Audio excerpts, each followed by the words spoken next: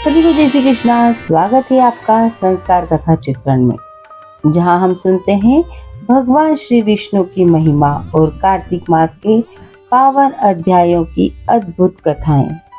और आज हम लेकर आए हैं कार्तिक मास महात्म कथा के 30वें और 31वें अध्याय का वर्णन, जिसमें छिपा है भक्ति, ज्ञान और मोक्ष का सुंदर संदेश। तो आइए श्रद्धा से सुनते हैं भगवान श्री विष्णु की महिमा कथा।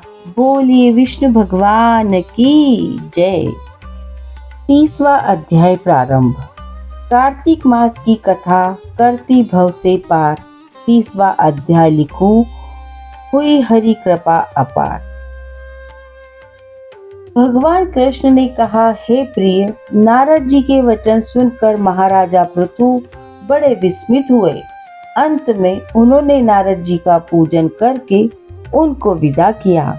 इसलिए माघ और एकादशी, यह 3 व्रत मुझे अत्यंत प्रिय है। वनस्पतियों में तुलसी, महीनों में कार्तिक, तिथियों में एकादशी और क्षेत्रों में श्री प्रयाग मुझे बहुत ही प्रिय है।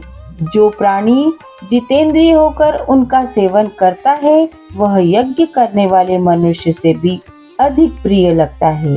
जो प्राणी विधि से इनकी सेवा करते हैं, उनके मेरे अनुग्रह से सब पाप दूर हो जाते हैं।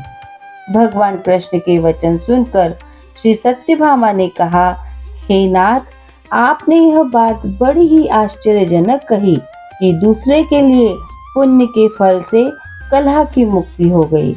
यह प्रभावशाली कार्तिक मास आपको अधिक प्रिय है कि जिससे पतिद्रोह का पाप केवल स्नान के पुण्य से ही नष्ट हो गया। दूसरे मनुष्यों द्वारा किया हुआ पुण्य उनके देने से कैसे मिल जाता है, यह आप मुझे कृपा कर बतलाइए। तब भगवान कृष्ण ने कहा, बिना दिया हुआ पुण्य और पाप जिस कर्म द्वारा मिलता है, वह सुनो। सतयुग में देश, ग्राम तथा कुलों को दिया पुण्य या पाप मिलता था, किंतु कलयुग में केवल कर्ता को ही पाप और पुण्य का फल भोगना पड़ता है।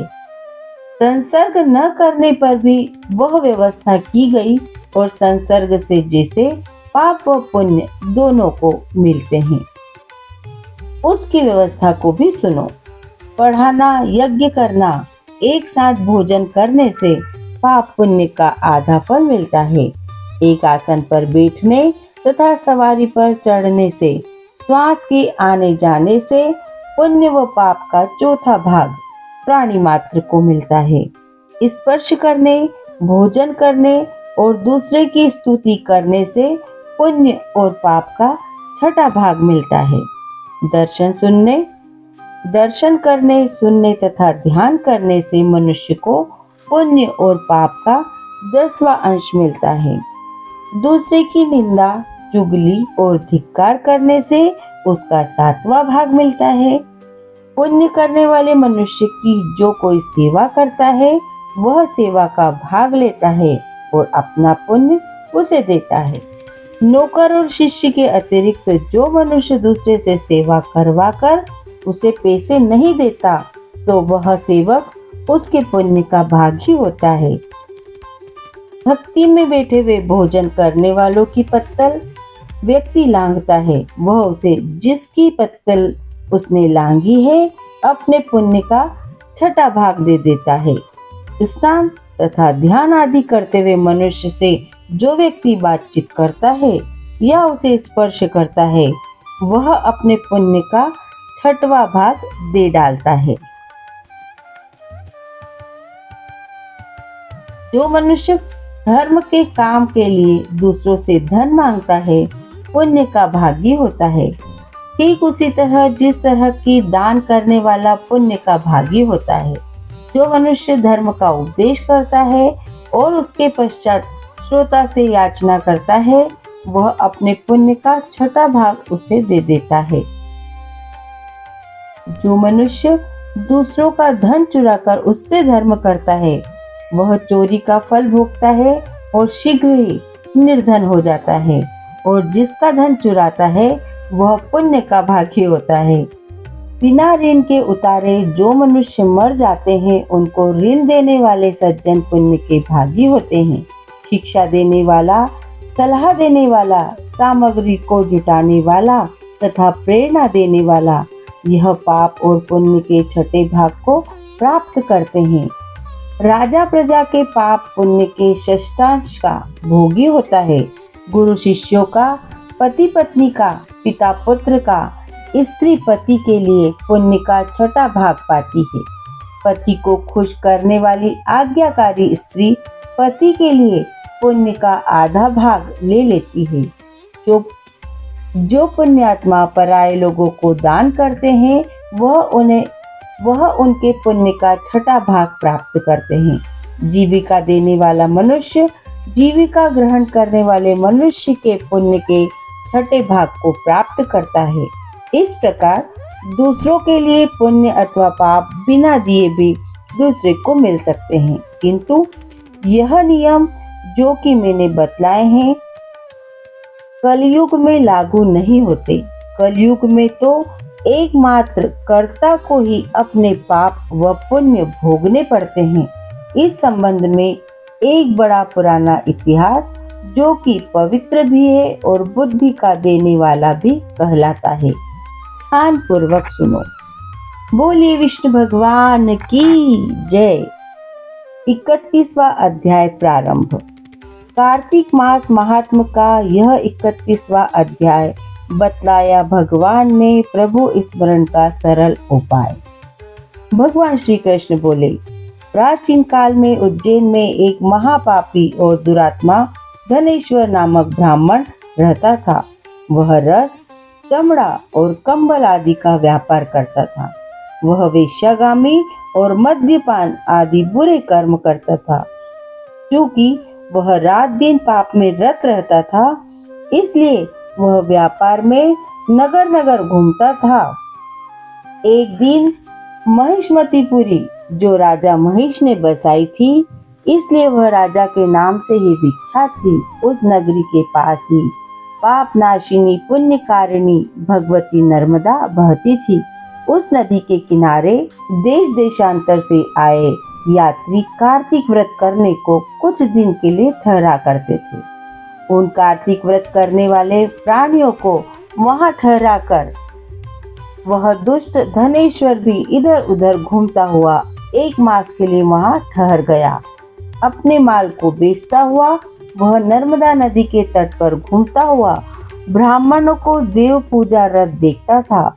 वह देखता है कि कोई भी ग्रंथ पढ़ रहा है और कोई सुन रहा है, कोई भगवत कीर्तन कर रहा है तो कोई भजन सुन रहा है, कोई भगवत कीर्तन कर रहा है, कोई भजन सुन रहा है, कोई ध्यान में लीन है और कोई तुलसी की माला धारण किए हैं।